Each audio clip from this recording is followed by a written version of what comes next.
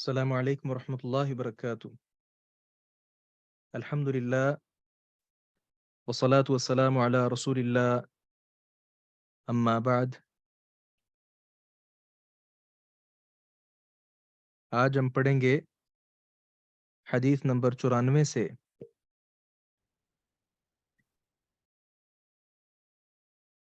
مدار کار ظاہری لباس اور شکل پر نہیں بلکہ مخلصانہ عمل پر ہے. کیا مطلب؟ ظاہری طور پر انسان کا خوبصورت ہونا یہ شریعت میں کوئی قابل مدح چیز، کوئی اچھی چیز نہیں ہے. اصل یہ ہے کہ آدمی کا جو عمل ہے وہ اپنے عمل میں، اپنے کام میں اللہ تعالیٰ کی عبادت وغیرہ میں مخلص ہے کہ نہیں. مزید وضاحت انشاءاللہ حدیث کی روشنی میں ہوگی. عن ابی ہریرہ رضی اللہ عنہ قال، ابو ہریرہ رضی اللہ عنہ سے روایت ہے، انہوں نے کہا قال رسول اللہ صلی اللہ علیہ وسلم، رسول اللہ صلی اللہ علیہ وسلم نے فرمایا ان اللہ لا ينظر الى صورکم واموالکم. تین بار پڑھیں. ان اللہ لا ينظر الى صورکم واموالکم.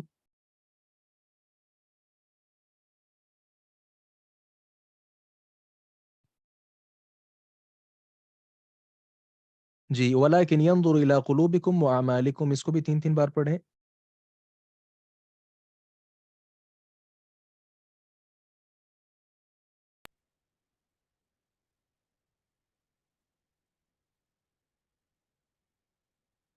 جسے مکمل حدیث یاد ہوگی وہ ہاتھ کھڑا کر لیں.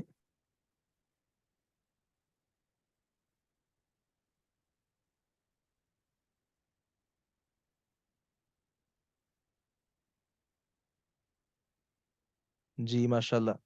ان اللہ، بے شک اللہ تعالی، لا ينظر، نہیں دیکھتا، الی صورکم، تمہاری شکلوں کی طرف، واموالکم، اور تمہارے مالوں کی طرف. اللہ تعالیٰ تمہاری شکلوں، تمہارے مالوں کی طرف نہیں دیکھتا کہ کون آدمی زیادہ خوبصورت ہے اور کس آدمی کے پاس مال زیادہ ہے.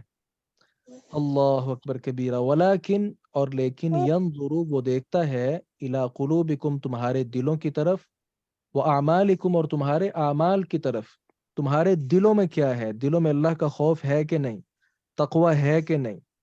اور تمہارے اعمال ہیں کہ نہیں؟ نماز ہے کہ نہیں؟ پھر وہ نماز سنت کے مطابق ہے کہ نہیں؟ یہ چیزیں اللہ رب العزت دیکھتا ہے. جی.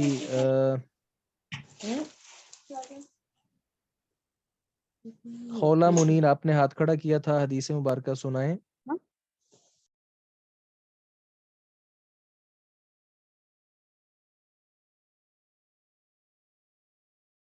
السلام علیکم، میں نے کیا تھا. جی. وعلیکم السلام ورحمۃ اللہ وبرکاتہ. جی. عن ابی ہریرہ رضی اللہ عنہ قال قال رسول اللہ صلی اللہ علیہ وسلم ان اللہ لا ينظر الى صورکم واموالکم ولكن ينظر الى قلوبکم واعمالکم. ماشاءاللہ. اب دیکھیں، اس میں جو ذکر ہوا نا وہ دو چیزیں ہیں. اس پہ بھی ہم انشاءاللہ بات کرتے ہیں. ایک یہاں پہ ذکر ہوا شکلیں، صورتیں، اور دوسرے نمبر پر اموال. یعنی دو چیزیں ہو گئیں، صورتیں اور دوسرے نمبر پر اموال. تو اب دیکھیے قرآن کریم سے ہم اس کو دیکھتے ہیں. پہلی چیز ظاہری جو شکلیں ہیں، تو آپ دیکھیں ظاہری شکلیں تو منافقین کی بھی بہت اچھی تھیں. اللہ تعالیٰ نے فرمایا وَإِذَا رَأَيْتَهُمْ تُعْجِبُكَ أَجْسَامُهُمْ، اور اگر تو انہیں دیکھے تو ان کے جسم تجھے اچھے لگیں گے. لیکن آگے کیا فرمایا؟ قاتلہم اللہ، اللہ تعالیٰ انہیں تباہ و برباد کر دے. کیا مطلب؟ منافقین کی شکلیں، صورتیں، جسم، قد کاٹ وغیرہ وغیرہ بہت اچھا تھا. اگر اللہ تعالیٰ کے ہاں یہ کوئی چیز ہوتی تو منافقوں کے بارے اللہ یہ نہ کہتے کہ قاتلہم اللہ. یہ بات ہو گئی کس کی؟ ظاہری شکل و صورت کی. دوسری چیز حدیث مبارکہ میں ذکر ہوئی ہے. سر پینٹ شرٹ پہن سکتے ہیں؟ یہ بعد میں سوال کیجئے گا، انشاءاللہ ہم بات کریں گے اس پہ. جی. دوسری صورت تھی مال و دولت کی، اموال. مال و دولت سب سے زیادہ قارون کے پاس تھی. اللہ تعالیٰ نے کیا فرمایا؟ ان قارون کان من قوم موسیٰ فبغى علیہم وآتیناہ من الکنوز. اتنے اسے خزانے دیے، اتنے خزانے دیے کہ ان مفاتیحہ، اس کی جو چابیاں تھیں، اس کی جو لتنوء بالعصبہ اولی القوہ، وہ چابیاں ایک طاقتور جماعت پر بھی بھاری تھیں. دیکھیں ہمارے ہاں بھی لاکر ہوتے ہیں، دراز وغیرہ ہوتے ہیں جس میں آپ اپنا مال وغیرہ رکھتے ہیں. چابی کتنی ہوتی ہے؟ آپ جیب میں ڈال لیتے ہیں، آپ اپنے پرس میں ڈال لیتی ہیں. لیکن اس آدمی کے پاس اتنا مال تھا، مال تو ایک طرف، وہ جو خزانہ جہاں پڑا تھا اس کی چابیاں اتنی زیادہ تھیں اور اس قدر وہ بھاری تھیں کہ سخت مضبوط جو لوگ تھے، قوت طاقت والی جو جماعت تھی، وہ بھی بڑی مشکل سے وہ چابیاں اٹھاتی تھی. کتنا مال اللہ نے اس کو دیا تھا. اللہ اکبر کبیرہ. لیکن کیا یہ مال اس کے فائدہ آ گیا؟ نہیں. فخسفنا به وبداره الارض، چنانچہ ہم نے اسے اس کے گھر کے سمیت زمین میں دنسا دیا. اللہ اکبر. یہ دو واقعات قرآن کریم سے ہی ہم نے لیے.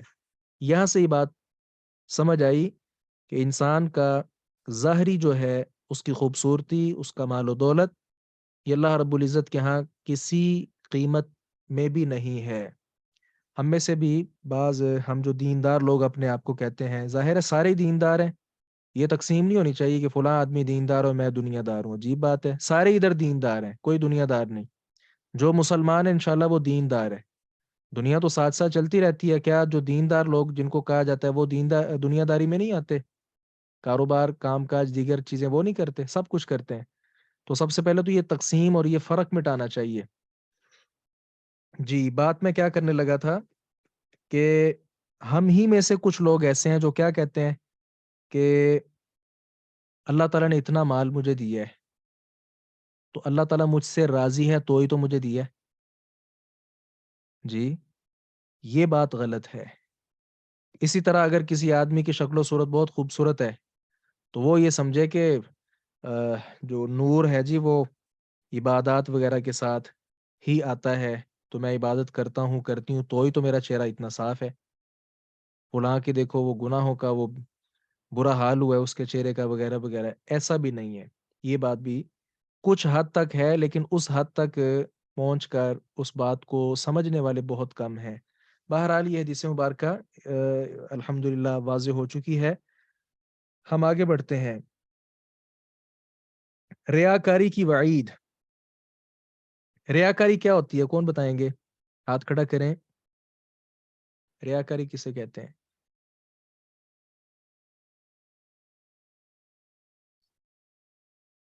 جی آپ بتائیں.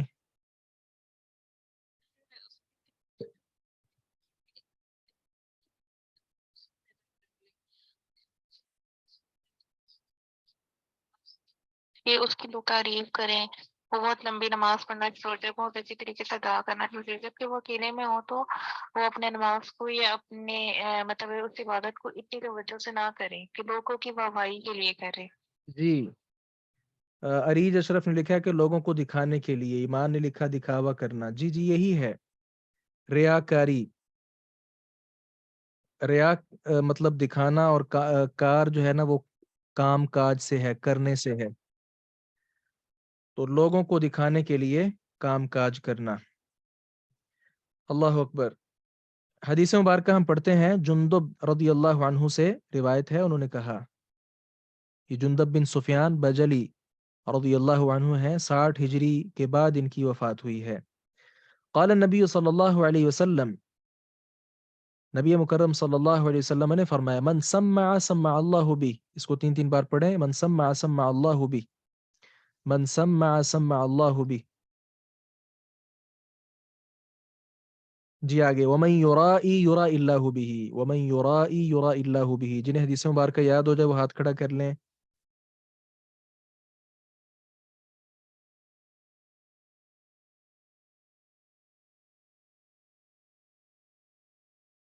جی جناب دانش سنائیے.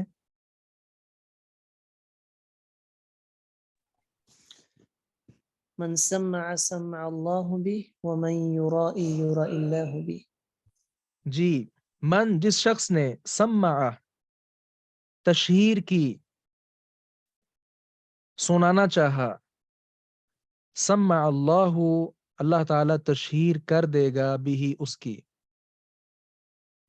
جس نے اپنے آپ کو سنانا چاہا کہ لوگ سنیں میں تلاوت کر رہا ہوں لوگ سنیں میں یہ کام کر رہا ہوں لوگ سنیں اس وقت میں تہجد پڑھ رہا ہوں وغیرہ وغیرہ تو اللہ تعالیٰ سنا دے گا مطلب وہ چاہ جو رہا ہے کہ میری تہجد جو میں پڑھتا ہوں یہ سارے لوگوں کو پتہ چلنا چاہیے تو جب وہ کوشش بھی کرے گا تو سارے لوگوں کو پتہ بھی چل جائے گا وَمَن يُرَائِ اور جو ریاکاری کرتا ہے یرا اللہ بھی اللہ تعالیٰ اس کی ریاکاری کروا دے گا حدیث مبارکہ دیکھیں کس قدر مختصر ہے لیکن کتنا وسیع مفہوم اپنے اندر رکھتی ہے اللہ اکبر جو آدمی اپنی مشہوری چاہتا ہے لوگوں کے اندر ایک میرا بہت اچھا نام ہو یہ سارا اس کا نام اس کی تشہیر یہ سب کچھ اللہ رب العزت کروا دے گا لیکن آخرت میں ایسے انسان کو کچھ نہیں ملے گا اللہ اکبر کبیرہ تو ریاکار شخص جو ہے کل قیامت کے دن بھی اللہ ایسے لوگوں کے سپرد اسے کر دے گا کہ جسے دکھانے کے لیے تو نے یہ عمل کیا تھا اسی سے جا کر اس کا اجر لے لو تو یہ کس قدر بد نصیبی ہوگی ایسے انسان کے لیے جو ریاکاری کے لیے اور دکھلاوے کے لیے نیک اعمال کرتا ہے اللہ اکبر کبیرہ جی تقدیر کا علم کل بھی ہم اس پہ بات کر رہے تھے عن ام العلاء رضی اللہ عنہ قالت ام علاء بنت حارث بن ثابت انصاریہ رضی اللہ عنہ رسول اللہ صلی اللہ علیہ وسلم سے بیعت کی اور آپ کے ساتھ جنگ خیبر میں شریک بھی ہوئیں قال رسول اللہ صلی اللہ علیہ وسلم انہوں نے کہا کہ رسول اللہ صلی اللہ علیہ وسلم نے فرمایا واللہ ما ادری وانا رسول اللہ اس کو دہرائیں واللہ ما ادری وانا رسول اللہ واللہ ما ادری وانا رسول اللہ واللہ ما ادری وانا رسول اللہ ما يفعل بی ولا بکم ما يفعل بی ولا بکم ما يفعل بی ولا بکم جس کو یاد ہو جائے وہ ہاتھ کھڑا کر لیں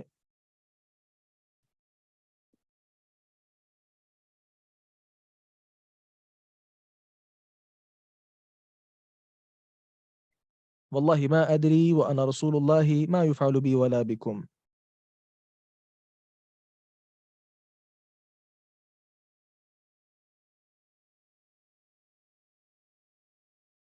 جی رمضانہ سنائیے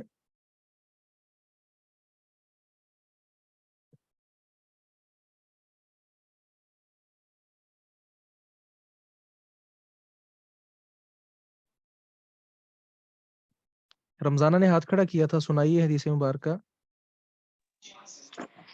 جی سر ان ام العلاء رضی اللہ عنہا قالت قال رسول اللہ صلی اللہ علیہ وسلم واللہ ما ادری وانا رسول اللہ وانا رسول اللہ ما يفعل بی ولا بکم ماشاء اللہ جی واللہ اللہ کی قسم ما ادری میں نہیں جانتا وانا جب کہ میں رسول اللہ اللہ کا رسول ہوں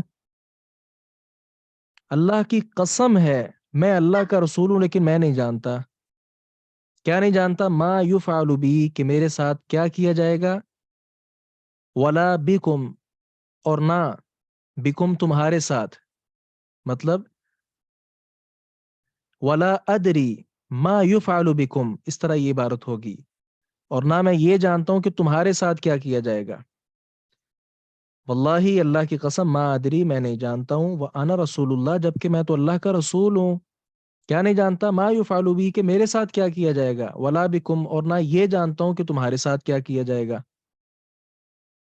اللہ اکبر تقدیر کا علم یہاں بتانا یہ چاہتے ہیں مؤلف حدیث مبارکہ کی روشنی سے کہ یہ صرف اللہ کے پاس ہے پیغمبر علیہ الصلاۃ والسلام کا مقام و مرتبہ تمام انسانوں سے بڑھ کر ہے حتیٰ کہ انبیاء کرام علیہ السلام میں بھی سب سے زیادہ مقام و مرتبہ ہمارے نبی صلی اللہ علیہ وسلم کا ہے اس کے باوجود بھی غیب کا علم یہ اللہ رب العزت کے علاوہ کوئی بھی نہیں جانتا نبی مکرم صلی اللہ علیہ وسلم نے اپنی بات کہی اور قسم اٹھا کر کہی ہے. اور ابھی جو ہم حدیث مبارکہ پڑھ رہے ہیں یہ کوئی عام نہیں بلکہ صحیح بخاری کی حدیث ہے، جس پر ساری امت اسلامیہ کا اتفاق ہے کہ صحیح بخاری کی ایک ایک حدیث صحیح ہے. اب اتنی واضح حدیث ہونے کے باوجود بھی بعض لوگوں کا ڈٹے رہنا، جی نبی علیہ السلام غیب جانتے تھے، آپ کو ساری تقدیر کا علم تھا، آپ قیامت کے بعد قیامت کو سب کچھ کیا ہونا ہے، نبی علیہ السلام کو سارا پڑتا تھا، وغیرہ وغیرہ. اللہ کے نبی کہہ رہے ہیں قسم اٹھا کر، اللہ کی قسم اٹھا کر کہہ رہے ہیں کہ مجھے نہیں پتا. اور یہ امتی سب سے بڑا گستاخ تو یہ ہے جو نبی صلی اللہ علیہ وسلم کی بات کو قبول نہیں کر رہا.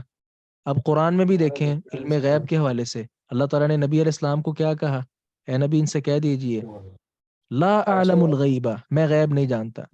یہ جو اس کا جاری ہے یہ کیسے اب یہاں پہ لا اعلم الغیب اللہ رب العزت نے قل کہہ کے کہا کہ ان کو بتا دو. کتنا پیسہ لیتے اب نبی صلی اللہ علیہ وسلم نے تو سب کو بتا دیا، قرآن کریم میں موجود ہے. ہیں؟ تو ایک بار کروایا تو اس نے تو 400 لیا تھا. مائک میوٹ کریں جی.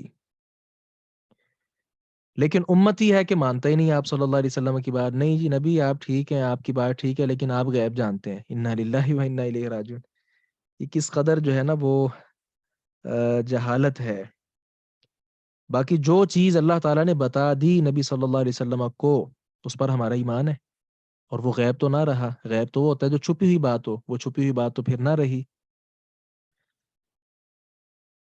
جی واللہ ما ادری، اللہ کی قسم میں نہیں جانتا، وانا رسول اللہ، جبکہ میں تو اللہ کا رسول ہوں، ما یفعل بی، کہ میرے ساتھ کیا کیا جائے گا، ولا بکم، اور نہ یہ جانتا ہوں کہ تمہارے ساتھ کیا کیا جائے گا.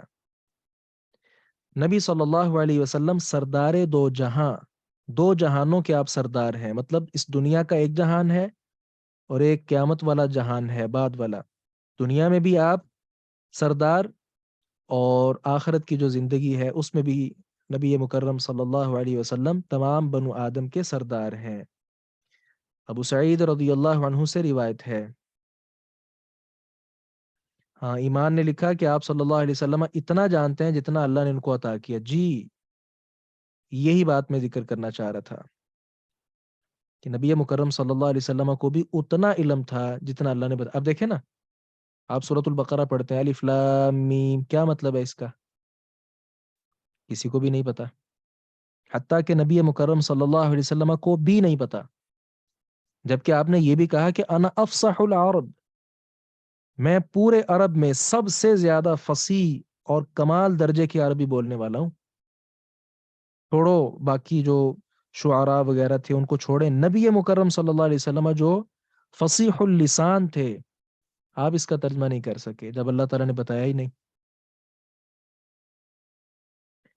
لیکن آپ صلی اللہ علیہ وسلم نے ہمیں قیامت کے بارے آگاہ کیا. جی یہ بھی آپ کی پرانی بات کے ساتھ ہی کہ ساری قیامت کے بارے آپ نے ہمیں آگاہ نہیں کیا، جتنا اللہ نے ان کو بتایا اتنا آگاہ کیا. مثال آپ کی اسی بات میں سے میں کہتا ہوں، یہ ایمان ہے نا آپ کا نام؟ جی ہاں جی ایمان، یہ ایمانداری کی بات ہے. نبی مکرم صلی اللہ علیہ وسلم نے کیا فرمایا؟ آپ نے یہ فرمایا کہ جب سجدہ کروں گا نا میں، تو اللہ تبارک و تعالیٰ کے ایسے ایسے ناموں کا میں وسیلہ پکڑوں گا جن کا بھی مجھے نہیں پتا. تو پھر قیامت کا کلی علم تو نہ ہوا نبی علیہ السلام کے پاس. آپ نے کہا کہ ایسے ایسے ناموں کے ساتھ میں اپنے رب کی تعریف کروں گا، وہ نام ابھی مجھے نہیں آتے، اس وقت میرا رب مجھے سکھائے گا. اللہ اکبر. یہ بھی بہت بڑی دلیل ہے اس بات کی کہ جتنا نبی صلی اللہ علیہ وسلم کو اللہ تعالیٰ نے بتا دیا، آپ کو صرف اتنا علم تھا. وگرنہ اگر آپ کہیں کہ سارا علم ہی اللہ تعالیٰ نے دے دیا تو پھر اللہ تعالیٰ کے پاس علم کہاں سے رہا؟ اور پھر تو اس کو علیم کون کہے گا؟ اللہ رب العزت کو. اس لیے اللہ رب العزت، آپ دیکھیں خضر اور موسیٰ علیہ السلام کا جو واقعہ ہے، اس میں ایک طرف علم کی انتہا ہے موسیٰ علیہ السلام کے پاس، اور دوسری طرف علم کی انتہا ہے ایک اور طرح کا علم خضر علیہ السلام کے پاس. وہ علم ان کے پاس نہیں اور وہ ان کے پاس نہیں، جبکہ دینے والی جو ہستی ہے اس نے دونوں کو مختلف طرح کا علم دیا ہے. ہاں اب آپ نے دیکھا نا وہی بات لکھی کہ جنت اور جہنم کے بارے میں اللہ رب العزت نے آپ صلی اللہ علیہ وسلم کو جو بتایا کہ وہ نہ کسی آنکھ نے دیکھا اور وغیرہ وغیرہ، یہ غیب کا علم نہیں ہے. غیب کا علم تو آگے ہونا کہ بتایا جائے کہ وہ چیز کیسے کی ہے، وہ غیب ہے اصل. یہ ایسے ہی ہے جیسے میرے پاس دراز ہے، میں آپ کو کہوں کہ اس میں میں نے کوئی چیز رکھی ہے. اب آپ کو اتنا تو علم ہو گیا کہ اس دراز میں کوئی چیز ہے، لیکن جو چیز اس دراز کے اندر موجود ہے وہ غیب ہے، وہ آپ تک نہیں، آپ کو اس تک رسائی نہیں ہے، وہاں تک وہ غیب ہے.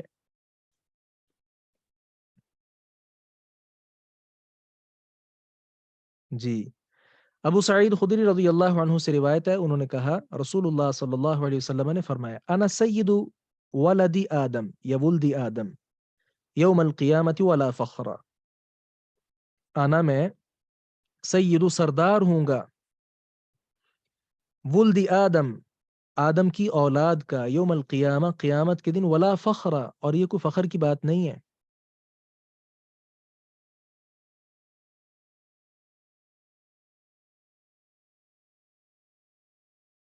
انا سید ولد آدم یوم القیامت ولا فخر، میں سردار ہوں آدم کی اولاد کا قیامت کے دن، ولا فخر اور یہ کوئی فخر کی بات نہیں ہے.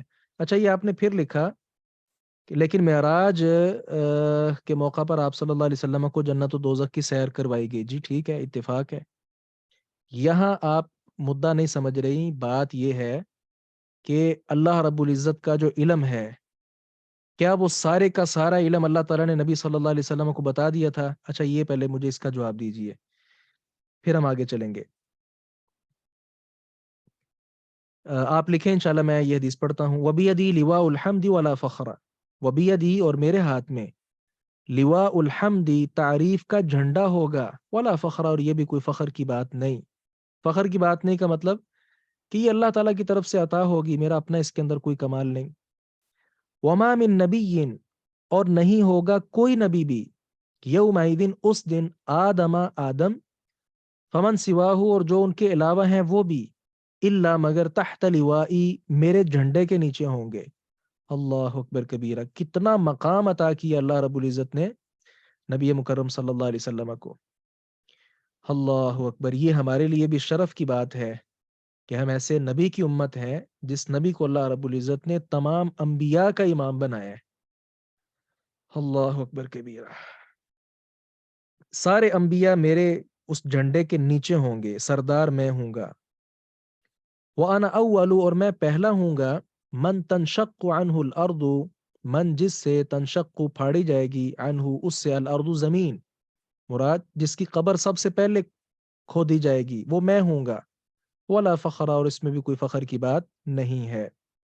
تو یہاں نبی مکرم صلی اللہ علیہ وسلم کی عظمت اور آپ کی شان و شوکت، اس کا اظہار ہے. والحمدللہ انا سید ولد آدم یوم القیامت ولا فخر وبیدی لواء الحمد ولا فخر وما من نبی یومئذ آدم فمن سواه الا تحت لوائي وانا اول من تنشق عنه الارض ولا فخر.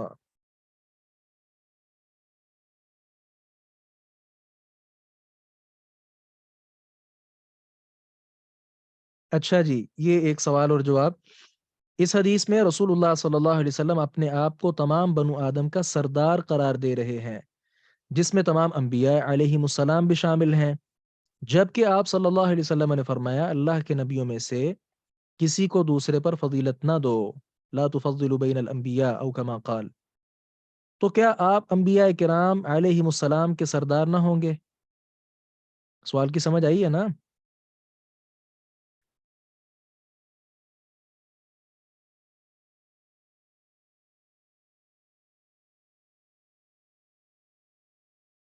اس سوال کی جسے سمجھ آئی ہے وہ ہاتھ کھڑا کریں. جی سمجھ آ گئی ہے. اس کا جواب کیا ہے؟ نمبر 1، آپ صلی اللہ علیہ وسلم کی سرداری میں کوئی شک نہیں. کیوں؟ کیونکہ آپ نے خود فرما دی ہے. آپ کی باتوں میں کسی قسم کا شک نہیں ہونا چاہیے. جس طرح قرآن میں شک نہیں، اسی طرح قرآن والے کی بات میں بھی شک نہیں. نمبر 2، آپ نے ایسا عاجزی کے طور پر فرمایا، وگرنہ آپ صلی اللہ علیہ وسلم نے جو فرمایا کہ انبیاء کے درمیان فضیلت نہ دو، تو سب سے افضل نبی تو آپ خود ہیں. تو آپ نے عاجزی کے طور پر ایسا فرمایا۔ نمبر 3، ان لوگوں کی زجر و توبیخ کی، ڈانٹ ڈپٹ کی، جو محض حسد کی بنا پر انبیاء کرام کو ایک دوسرے پر فضیلت دیتے تھے۔ یہ اصل بات ہے، یہ اصل بات ہے۔ ایک نبی کو ماننا اور بقیہ کا انکار کر دینا، یہ کتنی عجیب بات ہے، جبکہ آپ جانتے ہیں ارکان ایمان میں سے ایک جو بنیادی رکن ہے وہ کیا ہے؟ انبیاء کرام علیہ السلام پر ایمان، تمام انبیاء پر ایمان۔ نمبر 4، باقی اصلاً تمام انبیاء کا ایک ہی مقام و مرتبہ نہیں ہے۔ اللہ تعالیٰ نے تو خود فرمایا تلک رسول، یہ رسول فضلنا بعضهم علی بعض، ہم نے ان میں سے بعض کو بعض پر فوقیت بخشی ہے۔ تو آپ صلی اللہ علیہ وسلم کا جو کہنا ہے نا کہ لا تفضلوا بین الانبیاء، تو اس کا مطلب یہ ہے لوگوں کی زجر و توبیخ جو بعض نبیوں کو کچھ سے بڑھا دیتے اور دوسروں کا انکار ہی کر دیتے۔ یہ لفظ جو انکار تھا نا، کہ اس کے انکار میں آپ صلی اللہ علیہ وسلم نے فرمایا ہے۔ اور قرآن کریم میں بھی ہے، جی آپ نے بھی لکھا لا نفرق بین احد من رسولی، وہ تفریق بھی یہی معنی میں ہے۔ مقصود تمام انبیاء کرام علیہم السلام پر بلا تفریق ایمان لانا ہے۔ لا نفرق بین احد من رسولی، ہم اس کے رسولوں میں سے کسی ایک کے درمیان بھی فرق نہیں کرتے۔ تو ایمان کے اعتبار سے یعنی ایمان جو ہے وہ انبیاء کرام علیہم السلام سب پر ہوگا۔ جی، ان لوگوں کی زجر و توبیخ کی مطلب ڈانٹ ڈپٹ کی جو محض حسد کی بنا پر انبیاء کرام علیہم السلام کو ایک دوسرے پر فضیلت دیتے۔ اس کی بات کی سمجھ نہیں ہے، اس میں کیا سمجھنے والا؟ دیکھیں آپ صلی اللہ علیہ وسلم عرب میں تشریف لائے نا، تو نبی علیہ السلام کے اوپر جو آپ کا سلسلہ ہے نا، یہ ملتا ہے جناب ابراہیم علیہ السلام پر جا کے۔ تو ابراہیم کے بیٹے اسحاق اور اسماعیل، آپ صلی اللہ علیہ وسلم کا جو سلسلہ نسب ہے، ابراہیم سے پہلے اسحاق آتا ہے کہ اسماعیل آتا ہے؟ بتائیں۔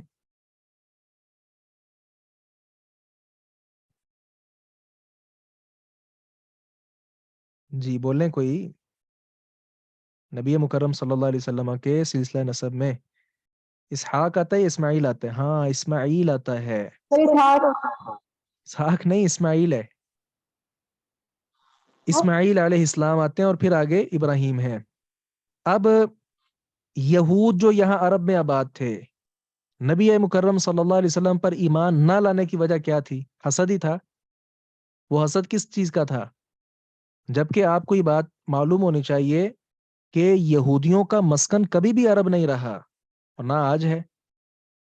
یہ تو رہتے ادھر فلسطین میں تھے، ملک شام میں رہتے تھے۔ یہ عرب میں لینے کیا آئے تھے؟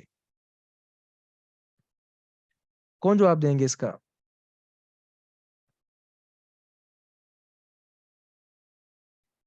اسامہ ارسلان دینا چاہ رہے ہیں، جی آپ بات کریں۔ السلام علیکم ورحمۃ اللہ وبرکاتہ۔ علیکم السلام ورحمۃ اللہ وبرکاتہ۔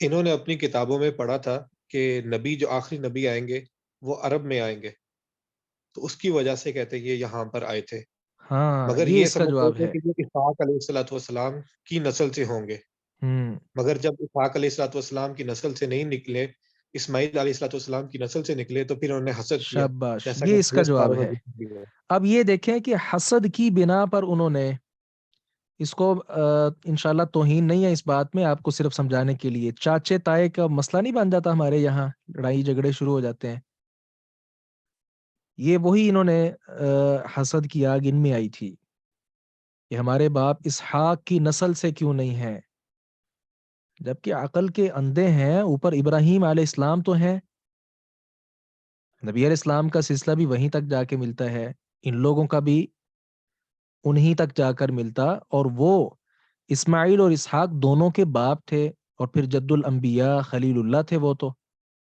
وہاں تک تو سلسلہ ایک ہی تھا۔ یہ چھوٹی سی بات حسد کی آگ جو ہے نا ان میں بھڑک اٹھی، اور ہمارے پیارے پیغمبر صلی اللہ علیہ وسلم کی نبوت کا ان ظالموں نے انکار کر دیا، اور آج تک دیکھیں مارے ہی کھا رہے ہیں، اور پوری دنیا میں آپ ان کی حیثیت دیکھ لیں کتنے یہ لوگ ہیں۔ اللہ اکبر کبیرہ۔ ایک نے لکھا ہے کہ بھائی مختلف تھے، جی ذات کے اعتبار سے تو مختلف تھے، باقی ان میں جو محبت پیار یہ ساری چیزیں ہیں وہ تو بہرحال تھیں. نبی مکرم صلی اللہ علیہ وسلم کے کئی ایک مبارک نام. عن جبیر ابن مطعم رضی اللہ عنہ.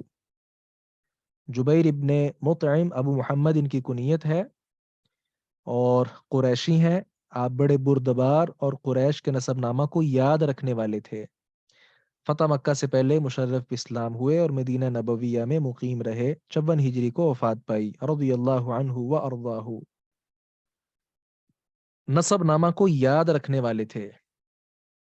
آپ صلی اللہ علیہ وسلم نے اس کا حکم بھی دیا ہے کہ اپنے سلسلہ نسب کو یاد رکھو. کوئی سنا سکتے ہیں اپنا سلسلہ نسب؟ والد کا نام پھر دادا کا کہاں تک آتا ہے؟ جس کو زیادہ آتا ہے وہ سنائے. جی اسامہ ارسلان بولیے.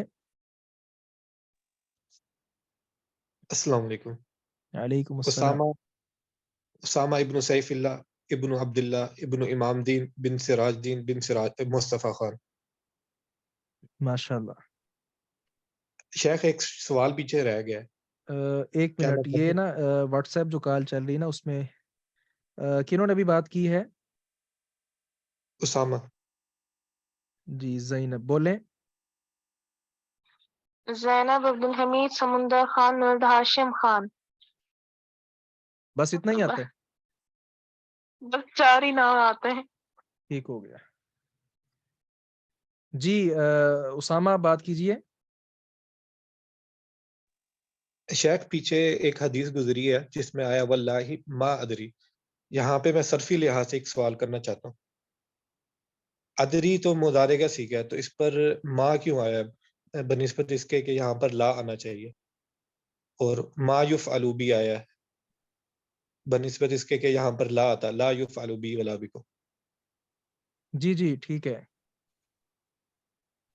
وہ جو قاعدہ آپ نے پڑھا نا اس میں عموماً کا لفظ ہوگا کہ عموماً جو ماضی ہے اس پہ ما آتا ہے اور مضارع جو ہے اس پہ لا آتا ہے. لیکن جہاں آپ نے یہ قاعدہ پڑھا وہاں ساتھ یہ بھی پڑھا ہوگا کہ کبھی کبھار مضارع پر ما بھی آ جاتا ہے اور ماضی پر لا بھی آ جاتا ہے.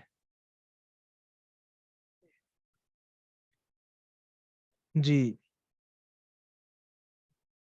تو میں بات کر رہا تھا اپنا سلسلہ نسب کی، تو کچھ نے لکھا ہے پردادا تک آتا ہے.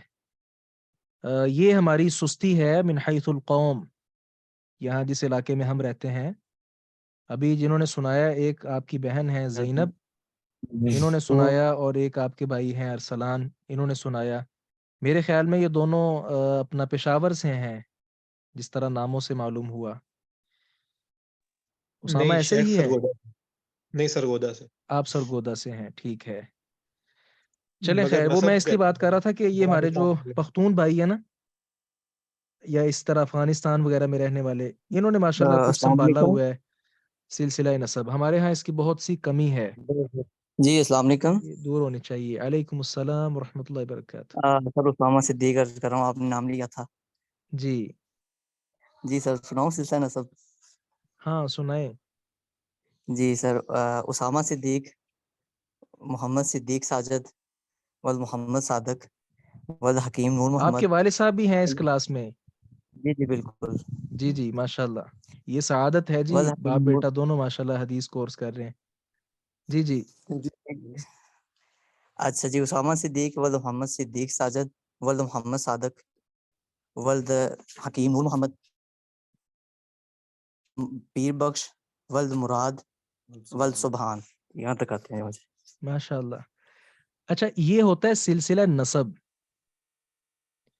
ایک اور سلسلہ ہوتا ہے حدیث کا سلسلہ. یعنی آج آپ ہی حدیث پڑھ رہے ہیں مجھ سے، تو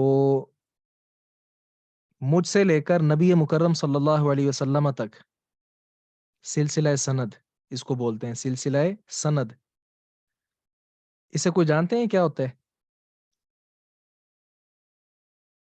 کبھی کسی نے لیا ہو کسی سے؟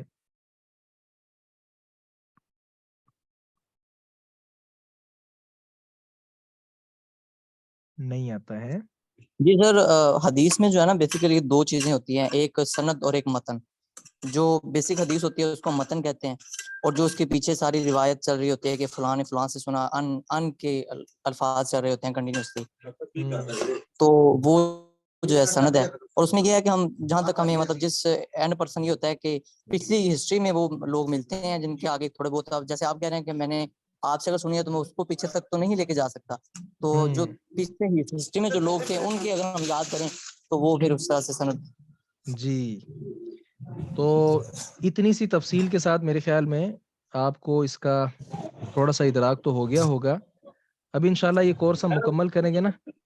میرے خیال میں یہ احادیث ہم آج پڑھ لیتے ہیں، کل کچھ فنی چیزیں دیکھ لیں گے حدیث کے متعلق، اور پھر آگے حدیث کا نخبۃ الاحادیث تو ہماری انشاءاللہ مکمل ہو رہی ہے. تو ساتھ ہی آگے ہم ایک اور سلسلہ حدیث مبارکہ سے ہی متعلقہ انشاءاللہ شروع کریں گے. میرے ذہن میں تو ہے صحیح بخاری سے کوئی ایک کتاب ہم انشاءاللہ پڑھیں. تو اس حوالے سے آپ نے مشورہ بھی دینا ہے گروپ میں. آپ لکھیے گا کہ نخبۃ الاحادیث کے بعد کون سی حدیث کی کتاب شروع ہونی چاہیے. تو یہ اللہ نے چاہا سلسلہ آگے چلتا رہا تو پھر ہم آپ کو ایک سند دیں گے جسے کہتے ہیں اجازت الروات، اجازت الروایہ. اس کا ہم آپ کو سند دیں گے، آپ بیان کر سکیں گے کہ ہم نے حدیث مبارکہ عثمان سے پڑھی، اور عثمان نے فلاں سے فلاں سے فلاں سے، اور پھر نبی مکرم صلی اللہ علیہ وسلم تک یہ پورا سلسلہ انشاءاللہ باسند اس کی اجازت ملتی ہے. تو وہ اجازت انشاءاللہ ہم آپ کو دیں گے. ایک نے لکھا ہے کہ بلوغ المرام سے کتاب الجامع، ایک نے لکھا ہے عمدۃ الاحکام. چلیں آپ یہ نا اپنی آراء گروپ میں بھیجیں، پھر سر مزید اس آپ پہ نے دیکھیں گے. صحیح البخاری کی بات کی، تو اس میں جو امام بخاری کی کتاب ہے الادب المفرد، اس کے بارے ایک میں منٹ ذرا، یہ واٹس ایپ کال سے بات کر رہی ہیں زینب، بولیں.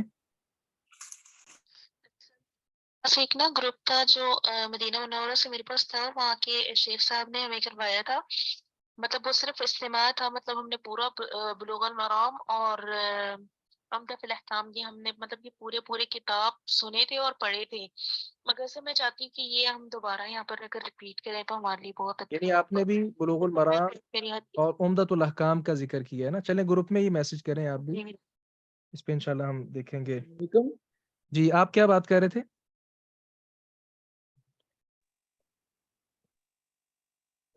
ابھی کون بات کر رہے تھے؟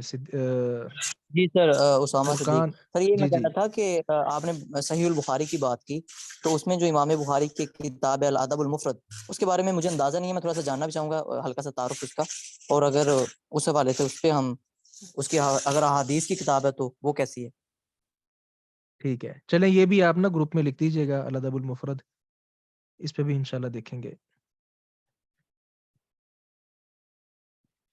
کیونکہ آپ پڑھیں گے تو ہم پڑھائیں گے، یہ نہ ہو کہ آپ سارے بھاگ جائیں. آپ لوگوں کی دلچسپی یہ بہت زیادہ ضروری ہے، پھر ہم اس سلسلے کو لے کے آگے انشاءاللہ چل سکیں گے.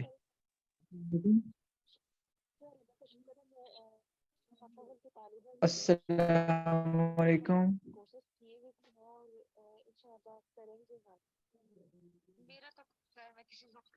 السلام علیکم شیخ صاحب. میرا پکا ہے، انشاءاللہ میں کروں گی. جی ٹھیک ہے. فرقان ارشد آپ بولیں. وعلیکم السلام ورحمۃ اللہ وبرکاتہ. میرا سوال تھا کہ یہ جو ہم نے اس نخبۃ الحدیث میں کافی حدیث پڑھی ہیں جس کی جو ہے نا ریفرنس کے آگے نہ لکھا ہوتا ہے اسناد ضعیف، تو یہ حدیث یاد کرنی چاہیے یا اس پر عمل کرنا چاہیے؟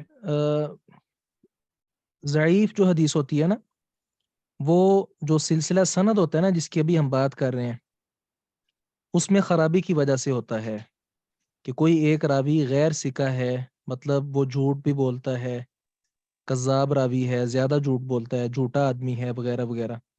تو ایسے آدمی کی جو روایت ہوتی ہے نا اس کو قبول نہیں کیا جاتا. پھر یہ ہوتا ہے کہ وہی روایت اس راوی کے علاوہ کسی اور راوی سے بھی مل جاتی ہے. پھر یہ روایت سند تو ضعیف ہوتی ہے لیکن معنی اور مفہوم کے اعتبار سے وہ صحیح ہوتی ہے. اس لیے الفاظ یاد کر لیے جائیں لیکن ساتھ اس کا حکم بھی یاد کر لیے جائے کہ یہ روایت صحیح نہیں ہے. کچھ مجموعات ایسے ہیں جس طرح صحیح البخاری ہے، اس میں کوئی ایک حدیث بھی ضعیف نہیں. اسی طرح امام مسلم رحمہ اللہ کی صحیح مسلم ہے، اس میں بھی کوئی ایک حدیث بھی ضعیف نہیں. انہوں نے انتخاب اس طرح کا کیا ہوا ہے. ایمان نے پوچھا ہے کہ نخبۃ الحدیث کس کی کتاب ہے؟ حدیث مبارکہ کتاب ہے. لکھنے والے مولانا سید داؤد غزنوی رحمہ اللہ ہیں، جن کا تعارف شروع میں ہم نے آپ سے ذکر کیا تھا کہ کچھ صفحات میں لکھا ہوا ہے، وہ صفحات سے آپ نے شاید پڑھا نہیں. جنہوں نے پڑھا ہے ہاتھ کھڑا کریں.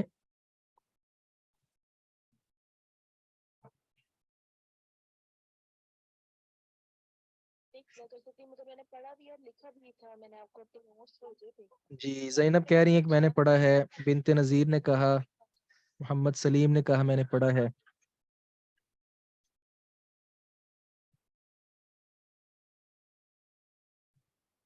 جی یہ آپ سارے کوشش کر کے نا پڑھیں، وہ بڑا دلچسپ ہے.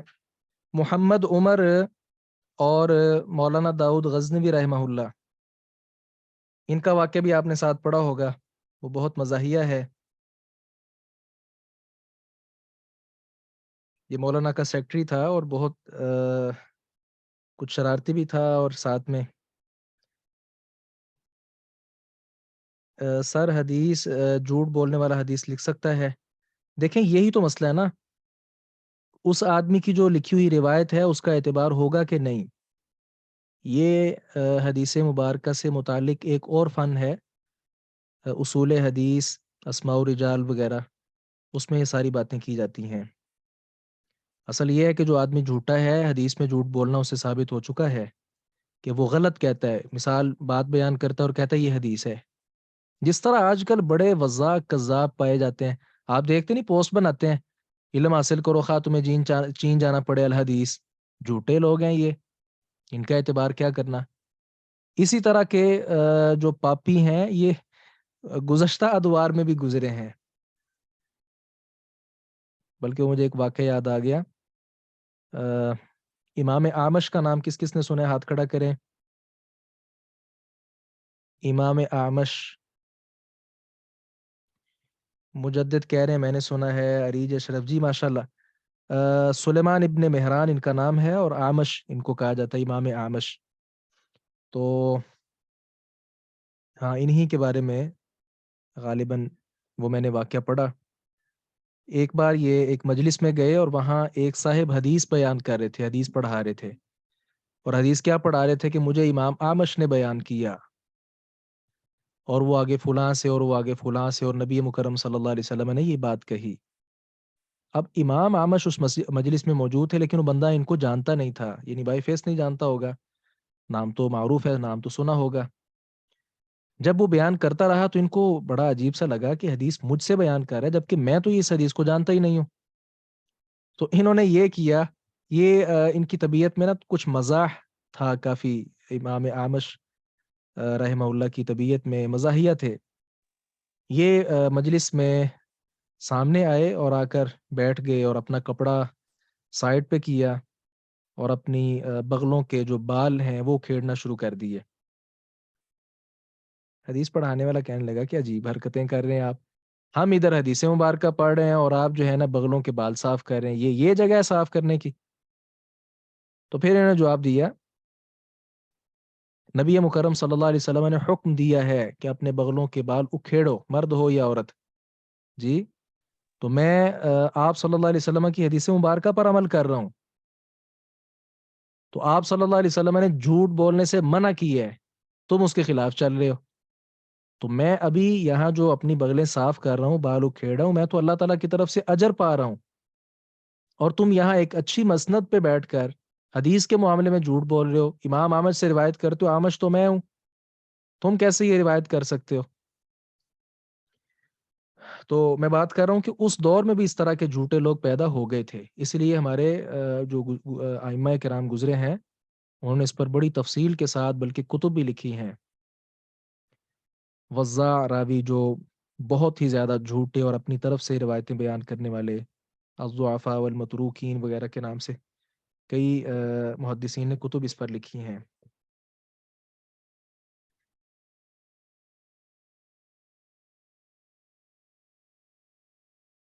جی ہم آگے پڑھ لیں یا 3 حدیثیں کل پڑھنی ہیں؟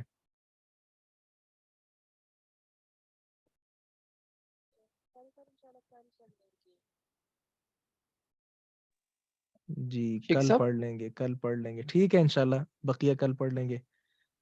جی بات کریں. میں کہہ رہا تھا کہ یہ جو ہماری اب 2 حدیث رہ گئی ہیں جی تو اس کے بعد ختم ہو جانا کورس. وعلیکم السلام. جی بات کیجیے. سب ترجمہ اور تفسیر کی کلاس کب ہوتی ہے، اس کا کیا وقت ہے؟ ترجمہ تفسیر کی کلاس جو ہے نا وہ ابھی لائیو نہیں چل رہی.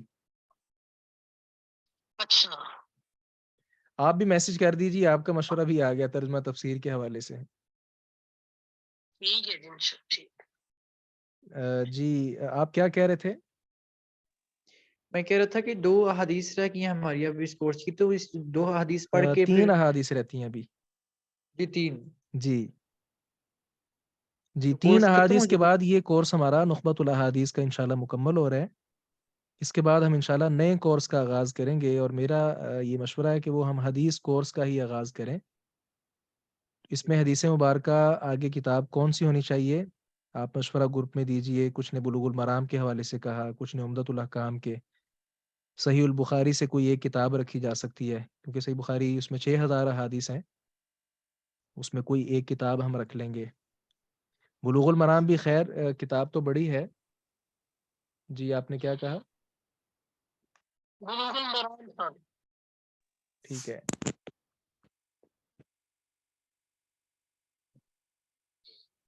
صاحب اس کی کوئی سند ملے گی ہمیں؟ اس کا سرٹیفکیٹ ہوگا نخبۃ الاحادیث کا. اس کی کوئی پیپر ہوں گے، ہم مطلب لیے جائیں گے ہمارے سے؟ حدیث کا جو پیپر ہے نا، میں اس پہ زیادہ نہیں ہوں.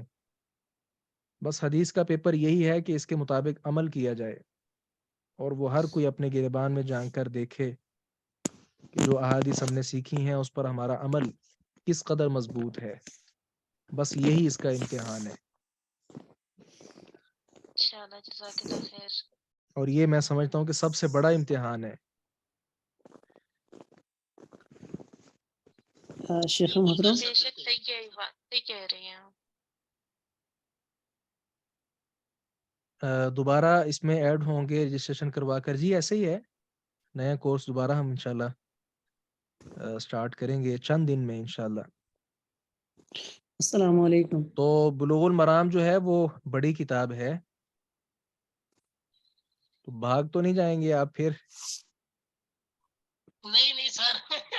اچھا آپ کے حوصلے سب کے بلند ہیں ابھی. جی تو یہ انشاءاللہ شیخ صاحب دیکھتے رہیں آپ گے کی ساتھ ساتھ ہم.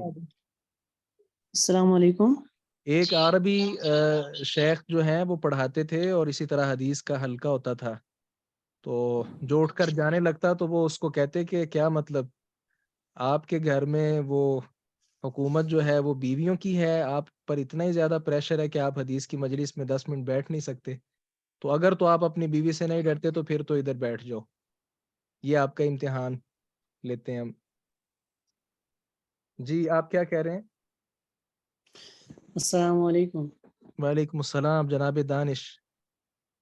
شیخ محترم ایک تو یہ کہ یہ جو کورس ہے اس کی ٹائمنگ تھوڑی چینج ہونی چاہیے، اور مختصر اگلا کورس جو بھی وہ مختصر ہونا چاہیے. شیخ جس طرح یہ آپ نے کتاب ہاں دیکھا نا، یہ دانش آئے اور ان کا حوصلہ پست ہے، بقیہ سب نے کہا.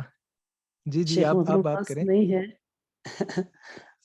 میں گراؤنڈ لیول کی بات کر رہا ہوں کہ جو لانگ ٹرم تک چلے. ٹھیک ہے، تو جیسے نحوۃ الصحیحین ہے قاری سہیب صاحب کی، اسی طرح الاربعین ہے، مختصر کورسز کے ساتھ آگے جائیں تو ذرا بہتر ہے. اور کیونکہ اگر یہ ٹائم ہوا تو میں جوائن نہیں کر سکوں گا، بہت معذرت، کیونکہ میری درس نظام کی کلاسیں سٹارٹ ہو جائیں گی.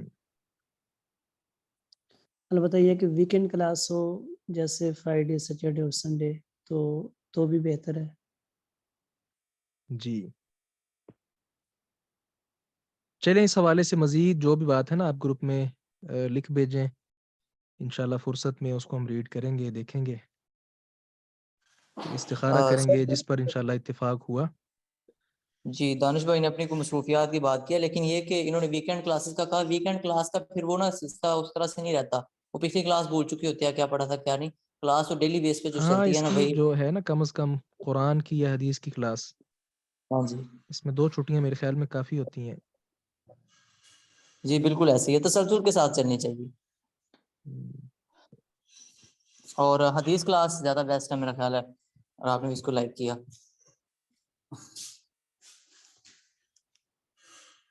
احکام جو ہے نا، احکام کا مطلب کہ ہم نے کرنا کیا ہے، فلاں کام کرنا کیسا ہے، فلاں کام کرنا کیسا نہیں ہے، وغیرہ وغیرہ۔ احکام کی کتابیں یہی ہیں جو آپ سارے ذکر کر رہے ہیں نا، بلوغ المرام، اس کا مکمل نام ہی یہی ہے، بلوغ المرام من ادلۃ الاحکام، بلوغ المرامی مقصد تک پہنچنا، من ادلۃ الاحکام، احکام کے دلائل کے ساتھ۔ میں تیمم اس طرح کر رہا ہوں، کیوں؟ میرے پاس دلیل موجود ہے اور وہ حدیث مبارکہ ہے۔ نماز میں اس طرح پڑھ رہا ہوں، کیوں؟ حدیث مبارکہ میرے پاس موجود ہے۔ یعنی ایک ایک آپ کا جو کام ہے نا، اس کے متعلق آپ کو دلائل احادیث کی روشنی سے ملیں۔ سر یہ یہ مکمل بہترین کتاب ہے اس بلوغ طرح ہے۔ المرام، جی اسی طرح انشاءاللہ عمدۃ بہترین۔ الاحکام ہے۔ بلوغ المرام کا اصل یہ ہے کہ بلوغ المرام اس میں کتب ستہ جو ہیں، جن کو سائے ستہ آپ کہتے ہیں، اس میں سے بھی حدیثیں ہیں۔ ان کے علاوہ جو حدیث کی کتابیں ہیں، اس میں سے بھی احادیث لے کر آتے ہیں حافظ ابن حجر رحمہ اللہ۔ جو عمدۃ الاحکام ہے وہ بلوغ المرام سے بہت مختصر ہے، اور اس میں صرف صحیح بخاری اور صحیح مسلم سے احادیث ایڈ کی گئی ہیں، بقیہ کتب سے نہیں کی گئی۔ جبکہ زیادہ جامعیت وہ یہ ہے کہ صحیح بخاری اور مسلم کے علاوہ بھی جو ساری احادیث ہیں، اس میں سے بھی چیزیں لے کر جمع کی جائیں، اور اس حوالے سے بلوغ المرام سب سے اچھی کتاب ہے۔ سر بلوغ المرام ویسے تھوڑی بڑی کتاب ہے، اور اس جی میں یہی میں کتنی آپ سے ذکر کر رہا ہوں کہ کتاب وہ بڑی ہے، جی جی مجھے تقریباً 3-4 بار اس کو پڑھانے کا اتفاق بھی ہوا الحمدللہ۔ بہت شاندار کتاب ہے، اور میرے پاس اس کی کافی شروحات بھی پڑی ہوئی ہیں عربی میں۔ اس کی سب سے بڑی شرح 15 جلدوں میں آئی، وہ بھی الحمدللہ موجود ہے۔ یہ بات ذکر کرنے کا مقصد یہ ہے کہ جو ہمارے بڑے بڑے اہل علم ہیں، انہوں نے بھی بلوغ المرام کو لائک کیا ہے، اور اس پر کام کرنے کو اپنے لیے سعادت سمجھا ہے۔ شیخ صاحب قاری صاحب جی انشاءاللہ جب ہم یہ کتاب پڑھیں گے نا، بلوغ المرام اور العمدہ فی الاحکام، اس کے بعد انشاءاللہ اگر آپ کی مطلب اجازت بھی، اگر آپ کی مطلب اگر آپ چاہیں تو پھر انشاءاللہ ہم صحیح بخاری اور صحیح مسلم اور ابن داؤد، مطلب ابن داؤد، یہ ساری کتابیں ہم پڑھیں گے، کیونکہ ویسے تو بہت سی حدیثیں میں یاد ہے، کیونکہ ہم مطلب طالبہ خاصہ اول ہی ہیں، تو مگر ساری چیزیں جو ہیں وہ آپس میں مکس ہو چکی ہوتی ہیں، مطلب ہمیں پتہ ہی نہیں ہوتا کہ کون سی کتاب سے ہے، کیونکہ ہمیں جو فرسٹ ایئر آپ خاصا یہاں طبیان سے کر رہی ہیں؟ جی آپ خاصا یہاں طبیان سے کر رہی ہیں؟ نہیں سر، میں طبیان سے نہیں کر رہی، میں سنت سے کر رہی ہوں، لاہور سے۔ ٹھیک ہے ٹھیک ہے۔ تو آپ ایڈوکیٹ نے یہ قاری عمران صاحب نے مجھے آپ نے وہ پڑھی ہے بلوغ المرام، پہلے پڑھی ہوئی ہے نا؟ جی میں نے پڑھی تھی یہ جی جی پہلے، کیونکہ وہ تو ہمارے ہاں رات میں یہ 4-5 سال ہو گئے، پھر دوبارہ مطالعہ کا کوئی ایسا وہ بنا ہی نہیں، تو وہ کلاسز ہوتی ہیں نا، تو پھر بندہ اس کو ریگولر انسان پھر دیکھتا رہتا ہے، جی تو میں چاہ رہی تھی کہ اچھا آپ کی اجازت ہو، اور مطلب باقی سب کو بھی کسی کو پرابلم نہ ہو، تو پھر ہم یہ ساری احادیث کی کتابیں اس وقت دیکھ لیں گے۔ جی میں سمجھ گیا ہوں۔ ایک نے لکھا ہے صحیح بخاری سے کوئی باب یا کتاب، کتاب الطہارہ، کتاب الصوم وغیرہ، چلیں یہ بھی مشورہ مل گیا۔ چلیں ابھی تو ہے نا کہ بات ہوئی تو آپ نے مشورہ دے دیا ہے، کیا تھوڑا مزید اس پہ آپ بھی غور و خوض کریں؟ اس لیے میں کہہ رہا ہوں سوچ سمجھ کر گروپ میں لکھیں، میں بھی انشاءاللہ دیکھوں گا۔ جس پر اتفاق ہوا اور اس پر استخارے وغیرہ کے بعد اطمینان ہوا۔ جی سر بالکل صحیح ہے۔ ویسے سر یہ جو رائے ہے نا کہ ایک صحیح البخاری سے ایک کتاب یا ایک باب سیٹ کر لیں، وہ اس میں پھر ہمارا ٹاپک ایک ہی رہے گا اور اسی پہ ہم چلتے رہیں گے، یہ جو ہے نا ہاں جی اس ڈفرینٹ میں احادیث۔ یہی ہے، اس میں یہی ہاں ہوگا، جی ٹاپک ایک رہے گا۔ خیال ہے اور کہ جیسے ہم نے چھوٹی سی پہلے کتاب سیٹ کی، اب اس سے کچھ بڑی کر لیں اور اس کے بعد پھر آگے کنٹینیو کرتے ہیں، اور اس میں یہ ہے کہ ڈفرینٹ پہلو کور ہوتے رہیں ساتھ ساتھ، روزمرہ زندگی کے. جی اور یہ ترتیب بھی اچھی ہے موضوع کے اعتبار سے. مثال اگر چلیں صحیح بخاری کو اگر آپ رہنے بھی دیں، بلوغ المرام کی جو بات ابھی یہ ایک کومنٹ اور آ گیا، بلوغ المرام ہی بیسٹ ہے. جی بلوغ المرام جو ہے نا، اسی کا ہم سب سے پہلے کتاب الطہارہ کر لیں. 1 منٹ میں دیکھتا ہوں، میرے پاس ادھر پڑی ہے. شیخ صاحب یہ سب سے بہتر ہوگا کہ ایک خیال سے سب سے بہتر ہے جیسے آپ کی مرضی.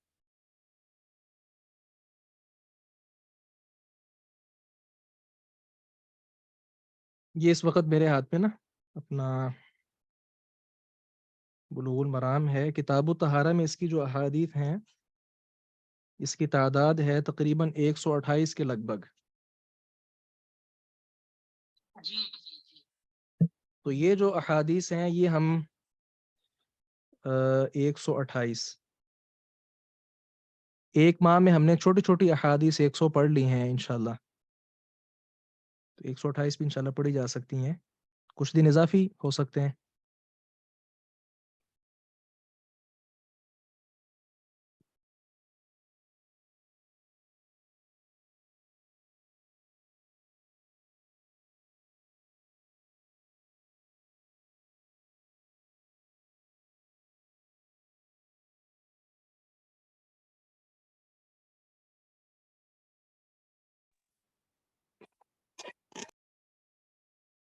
آپ کو سکرین پہ نظر آ رہا ہے ابھی؟ جی سر نظر آ رہا ہے. یہ ہے کتاب بلوغ المرام من ادلۃ الاحکام، حافظ ابن حجر عسقلانی رحمہ اللہ کی. یہ ہے اس کا کتاب الطہارہ. کتاب الطہارہ میں آپ دیکھ سکتے ہیں پانیوں کا باب ہے، پانیوں کے متعلق وضاحت ہے، پانی کس طرح کے ہوتے ہیں، کون سا پانی پاک کون سا ناپاک. اسی طرح آگے ہے باب الآنیہ، اس میں برتنوں کا باب ہے، برتنوں کی صفائی ستھرائی اور برتن کس طرح کے جائز ہیں، پیتل، لوہا، چاندی وغیرہ وغیرہ. تیسرا باب ہے جی ازالت النجاسہ، جو نجاستیں ہیں، گندگی وغیرہ ہے، اس کو ختم کیسے کیا جا سکتا ہے، یہ ہوتی کون سی ہیں. پھر آگے چوتھا باب ہے باب الوضو، تفصیل کے ساتھ وضو کا طریقہ اس میں ہے اور اسی کے ساتھ تیمم وغیرہ بھی ہے. پھر آگے پانچواں باب ہے المسح علی الخفین، موزوں پر مسح کرنے کے حوالے سے دلائل ہیں. اس کے بعد جو ہے نواقض وضو ہے، وضو توڑنے والی چیزیں کون سی ہیں، قضاء حاجت اور اس کے سارے آداب ہیں، غسل کے متعلقہ سارے مسائل ہیں، اور پھر تیمم کا، اور پھر آگے باب الحیض ہے.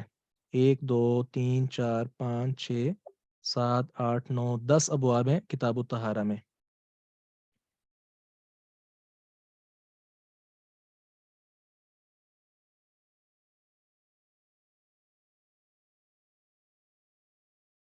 جی ایک ضمنی سوال کسی نے کیا کہ جھوٹ بولنے سے وضو ٹوٹ جاتا ہے. نہیں،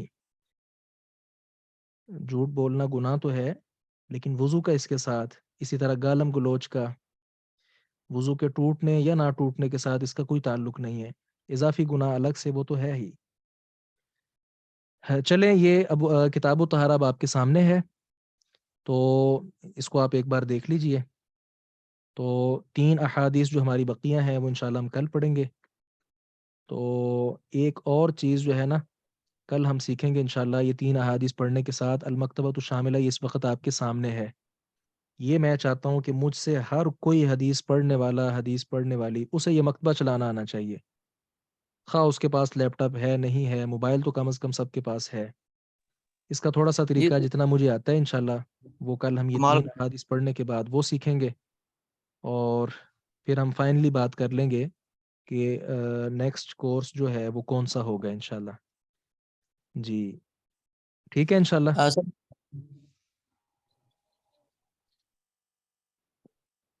جی بات کر رہے تھے آپ. سر وضو کے حوالے سے بات ہوئی ہے، وضو کے ٹوٹنے کے حوالے سے، تو وہ کوشچن یہ تھا کہ کسی کو اپنا یہ نامحرم کو دیکھنا چاہیے. جیسے ہم یونیورسٹی میں ہوتے جی ہیں ایک تو منٹ ذرا، جی آپ بات کیجئے. اس میں ڈفرینٹ ٹائپ کی ڈریسنگ ہوتی ہے، مطلب لڑکیوں کی، اور وہ آپ نے تھوڑی دیر قبل آپ نے فرمایا کہ وضو جو بندہ وضو نہیں ٹوٹتا جھوٹ بولنے سے، اور گالی دینے سے بھی وضو نہیں ٹوٹتا کیا؟ نہیں، گالی دینے سے بھی نہیں ٹوٹتا، کیونکہ دلیل چاہیے نا. بات وہی کہ ہر کام، ہر پہلو، ہر بات، سب کچھ دلیل کے ساتھ. جی آپ کیا بات کر رہے تھے؟ جی سر میرا سوال یہ تھا کہ یونیورسٹی میں ہم ہوتے ہیں نا، تو ایک تو اپوزٹ جینڈر کو دیکھنا اور دوسرا یہ کہ ان کی ڈفرینٹ ڈریسنگ جو ہیں وہ شارٹس پہنے ہوتے ہیں، تو اس طرح سے تو اس سے اس پر نا وضو پہ. انشاءاللہ ہم تفصیل سے اللہ نے چاہا تو یہ باب الوضو پڑھتے ہوئے اس پہ بھی بات انشاءاللہ کریں گے. جی سر. السلام علیکم. وعلیکم السلام ورحمۃ اللہ وبرکاتہ. قسم میں یہ حدیث ہے کہ جھوٹ، جب بندہ جھوٹ بولتا ہے تو ایمان سے خارج ہو جاتا ہے. جی وہ جو گناہ ہے اس طرح کے، جھوٹ ہے اور برائی کا زنا، ارتکاب وغیرہ وغیرہ. جی جی جب انسان جھوٹ بولتا ہے تب ایمان سے نکل جاتا ہے وہ. جی جب بندہ ایمان سے نکل جاتا ہے تو وضو بھی رہتا ہے. اچھا، یہی سوال میں آپ سے کرتا ہوں. جو بندہ ایمان سے نکل جاتا ہے وہ غسل سے بھی نکل جی جاتا ہے اور اسلام نہیں سے بھی نکل جاتا ہے. نہیں نہیں ہاں تو صحیح پھر ہے. چلو ٹھیک ہے، سمجھ آ کے کر سکتے. شکریہ. بارک اللہ فیکم. جزاک اللہ. چلیں ٹھیک ہے، اللہ تعالیٰ آپ کو برکت دے. یہ آپ کے سامنے کتاب الطہارہ کی پہلی حدیث مبارکہ موجود ہے، آپ اس کا دیدار کر سکتے ہیں، وزٹ کر سکتے ہیں. یہ مختصر جو کتابیں ہیں نا، اس کا فائدہ یہ ہے کہ اس میں پیچھے جو لمبا چوڑا سلسلہ ہوتا ہے نا سند کا، وہ نہیں ہوتا. براہ راست صحابی رسول اور پھر آگے اللہ کے نبی صلی اللہ علیہ وسلم اور پھر آگے حدیث ہوتی ہے.